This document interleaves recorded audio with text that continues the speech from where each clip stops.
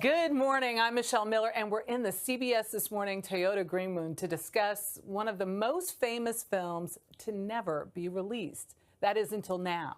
Amazing Grace captures Aretha Franklin recording her legendary gospel album of the same name over the course of 2 days in 1972. Producer Alan Elliott, along with Franklin's niece Sabrina Owens and nephew Von Franklin, are here to talk about the documentary that took 46 years to make it to the big screen. Welcome.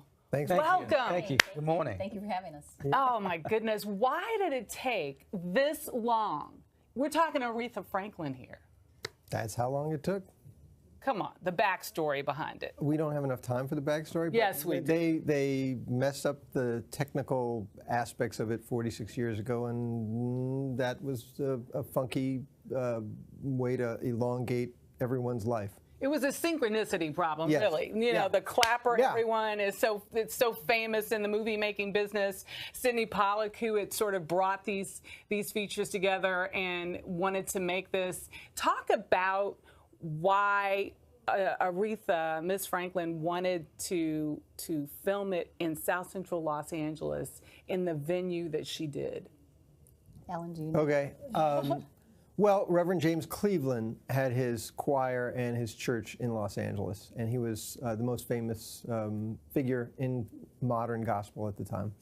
And Aretha was doing an episode of Room 222. I remember that show. Okay, and so they came out to Los Angeles. They brought the band from Atlantic Records, and it's January. So everybody wanted to go to Los Angeles from New York. Cold, yeah. It's so cold in New York. So they came to Los Angeles they thought they'd do rehearsals, they would do the show, Room 222, and then they would go and film the movie. And that's where the adventure starts to fall down. So this adventure, Sabrina, take us through how watching what has now come to screen, take us through the process of what we see. So basically, I didn't become involved in this until really after my aunt passed. But the first I heard of the film was about 3 years ago when I get a call from Alan, and he actually sends me a link to the film, and I look at it, and I absolutely love it. And so we didn't know at that point when it would make it to the screen or not. And then after my aunt passed, Alan came to Detroit about 4 or 6 weeks later and previewed it for my family and friends, and everybody loved it. Let's be really clear here. Ms. Franklin really didn't want this to make it to the big screen. Why? Why wouldn't she want this to happen? We really don't know the details behind all of that, but I look at it as timing. Maybe the time wasn't right back then, but now we felt that as a family, along with Alan, that time was right now. So I think it's all around timing. Set the stage for us. Here she is. Well, I'll tell you why. Okay. Okay? This is my belief. So you have to come up with these theories. First of all, I was 7 years old when they made the movie, so we're dealing with the 7-year-old's intellect at this point, still. And inside that, she's the most famous woman in the Warner Music Group, right? She has 13 #1 records in a row. And the film company drops the ball. And she wanted to be a movie star. And this is her apex. She's made Amazing Grace, which is her best-selling album. And the record company gets everything together, but the film company does not. And I'm sure for someone as competitive and as as dedicated as Aretha was, I know her my mentor was her producer, Jerry Wexler, and he would say to me, "The record company, we did our job. The film company didn't." And I can only imagine what that is on a long level of a missed opportunity for her that she would have been mad about. And then trying to figure out the mythos that goes on, because there's a lot of CYA. What would that be? Covering your... Okay, we got it. So in a corporate world, why didn't the movie get made? Well, there was a problem. Well, whose fault was it? Well, it was this one's fault. No, it was that one's fault. No, and now you're dealing with Aretha Franklin, Sidney Pollack, Warner Brothers Films, Warner Brothers Records, Atlantic Records. There's a lot of CYA that has to go into that. And in that, it becomes this, what are you going to say? Why didn't things happen? Because They didn't have, because they didn't do this. If they had done that, there would have been a movie. There would have been a movie. Yeah. I want you to take, so you were at a big screening last night. Yes. One of my friends was there.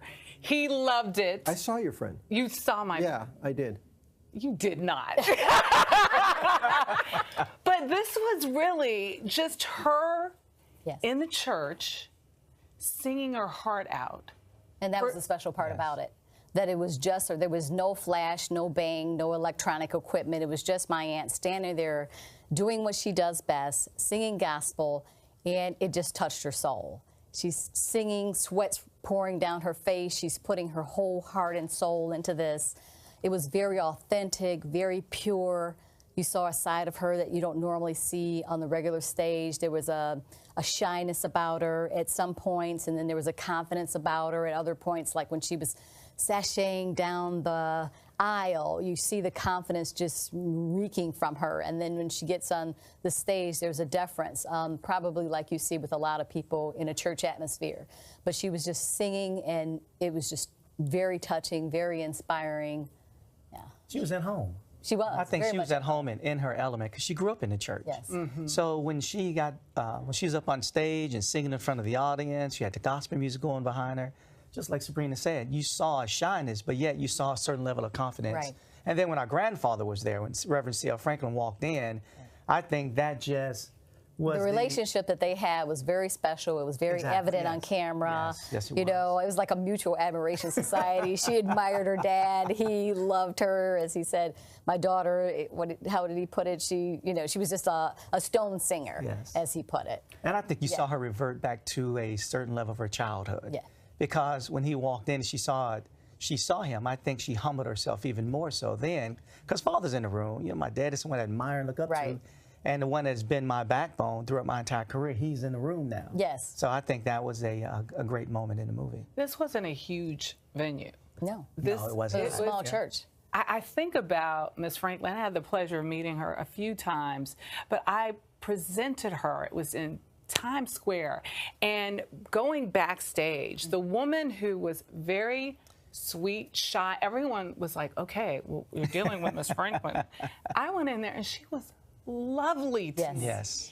She took me by the shoulder and she led me onto stage and said, go ahead on out there now. And I remember she had her little purse. That And she- everywhere with Everywhere. her. was that Everywhere. purse on stage with her at the no. church? Way back then? It was somewhere in the area. I'm sure it was probably under the podium. Under the podium, yeah, But I yeah, agree. that you can tell when her performance was over by whether that purse left the stage or not. Yes. Yeah. Oh my gosh. So I would imagine you said that connect. Yes. You've seen this film more than once. Yes, I have. And we were talking about how you pick up something new each time. Right. What was your pickup on this? I saw my Aunt Carolyn last night for the first time. I don't know. I should have seen it the very first time, but this is about my fourth or fifth time. And I'm looking, and I was like, oh my God, there's my Aunt Carolyn. Jumping up and down. Yes. I told you. And then I saw her more than once. Why Right. didn't I see that Yeah. before? Yeah. What about you, Vaughn?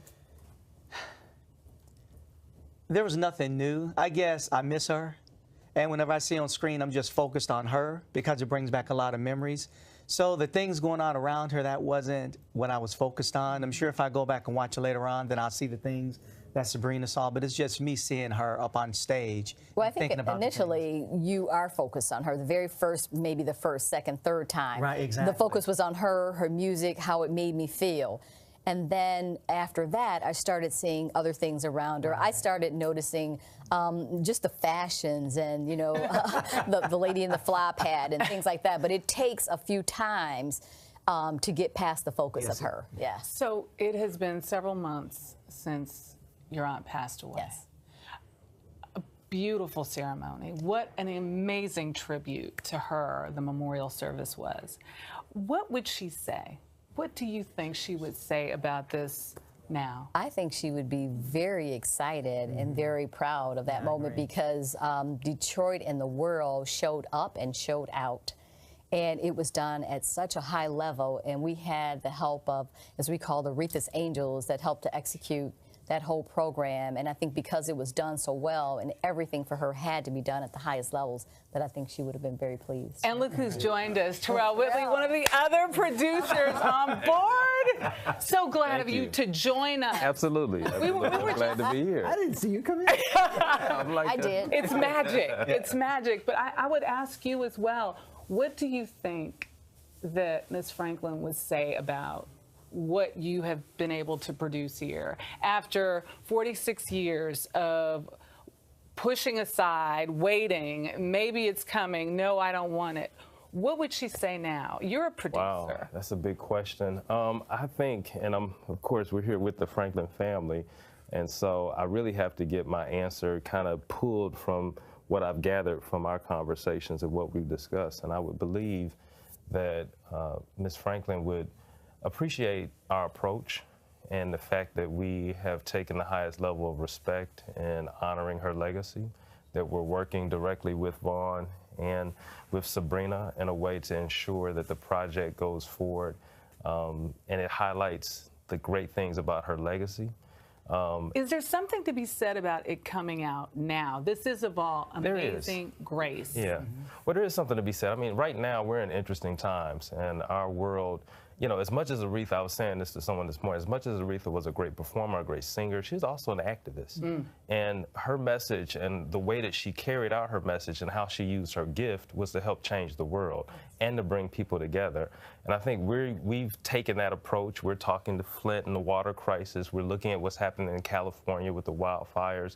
We're talking about voter suppression. So we're trying to be conscious and appropriate to what her calling was as an artist, as a singer, as the Queen of Soul, but then also as an activist. And I think a lot of that comes from our conversations with the Franklin family. Because she in the 1960s and 70s not only initiated Get Out the Vote campaigns, but helped to fund many other civil rights moves along the way. Now, here's what's interesting. 46 years later, we're still having a lot of the same conversations. Yes. And so she's as relevant today as she was then.